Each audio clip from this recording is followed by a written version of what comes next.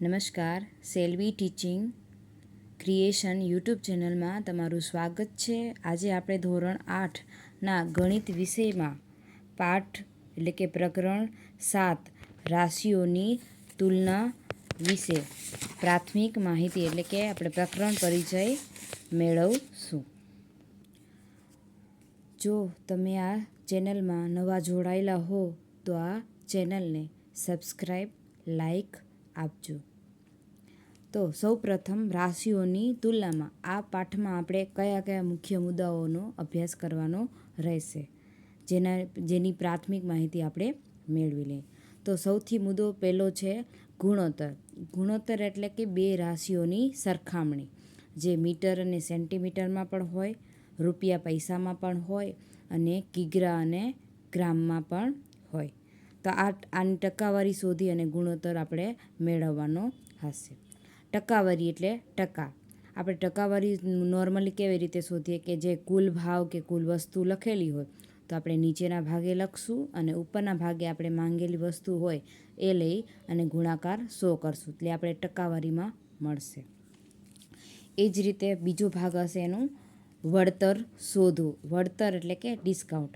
જ્યારે આપણે કોઈ દુકાનમાં કોઈ ખરીદી કરવા જાય છે ત્યારે આપણે દુકાનવાળા એવું કહે છે કે કોઈ પણ વસ્તુ લ્યો તેના ઉપર 10% ડિસ્કાઉન્ટ મળે છે, એટલે કે આપણે જે વસ્તુની કિંમત હોય એના કરતાં થોડી કિંમત ઓછી. આપણે સૂત્ર શોધીએ એટલે કે વળતર બરાબર છાપેલી કિંમત માઇનસ વેચાણ કિંમત, એટલે વેચાણ કિંમત એટલે એનું ડિસ્કાઉન્ટ કપાઈ જાય એમ. અર્થાત વળતર કિંમત એટલે કે છાપેલી કિંમતમાં ઘટાડો થાય તે.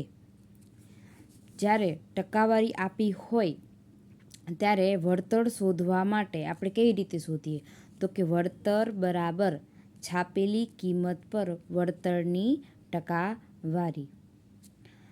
હંમેશા યાદ રાખજો કે જો ટકાની નિશાની હોય તો આપણે એને દૂર કરવા માટે ભાગાકારમાં 100 લખીએ છીએ.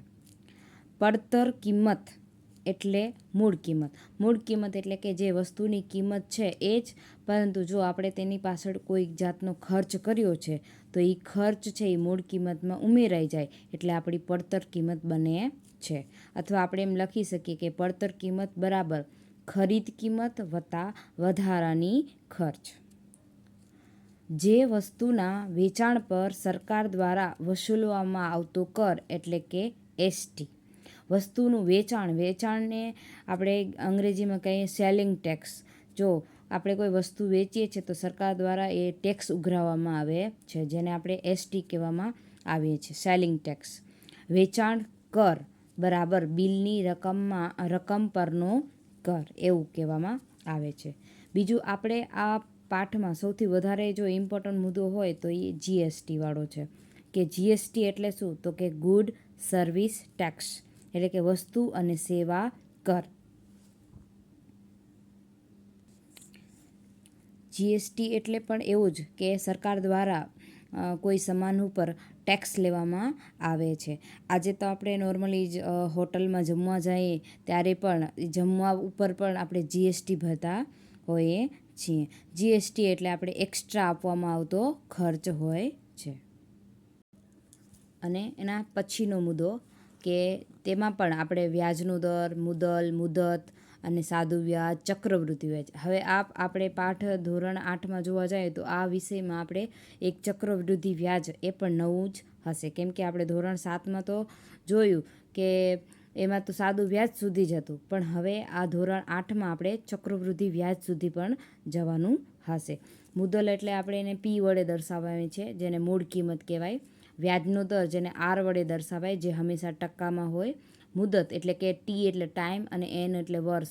આપણે એ પણ લઈ શકીએ છીએ, વર્ષ, દિવસ કે મહિના કોઈ પણ મુદત હોઈ શકે છે. આઈ એટલે કે સાદું વ્યાજ. હવે આપણે સાદું વ્યાજ શોધવા માટેનું સૂત્ર છે કે આપણે વ્યાજ અને મુદલ આપણે જ્યારે શોધવાનું હોય ત્યારે આપણે કેવી રીતે શોધીએ તો વ્યાજને આઈ વડે દર્શાવાય અને પી એટલે મુદલ. જ્યારે આ બંને ભેગા થાય એટલે કે વ્યાજ મુદલ તૈયાર થાય છે. એવી જ રીતે આપણે સાદું વ્યાજ શોધવું હોય તો આઈ બરાબર PRN / 100. એન એટલે વર્ષ, આર એટલે વ્યાજનો દર અને પી એટલે મુદલ. એવી જ રીતે હવે આપણે આ તો આપણા માટે ઇઝી છે, આપણે ઇઝીલી કરી શકીએ. મેઇન ઇમ્પોર્ટન્ટ છે ચક્રવૃદ્ધિ વ્યાજ. સામાન્ય રીતે જે વ્યાજ ચૂકવવામાં આવે છે તે વ્યાજની ગણતરી આગલા વર્ષના વ્યાજ મુદ્દલ પર કરવામાં આવે છે, તેને ચક્રવૃદ્ધિ વ્યાજ કહેવામાં આવે છે. આજે નોર્મલી વર્તમાન સમયમાં આપણે જોયું કે આપણે કોઈ પણ વસ્તુ છે, કોઈ લોન લેવામાં આવે કે કોઈ બેંકમાંથી આપણે રૂપિયા ઉધારા લીધા હોય તો બેંક છે આપણી પાસેથી એ વર્ષનું તો વ્યાજ લેશે જ, અને જો આપણે એ સમયસર ના ચૂકવી શક્યા તો બેંક આપણે આગલા વર્ષે પણ એનું ચક્રવૃદ્ધિ વ્યાજ લગાવીને જ પૈસા મેળવે છે. તો આ આપણા માટે થોડુંક નવું મુદ્દો છે, પણ એને કેવી રીતે ઇઝી બનાવવું.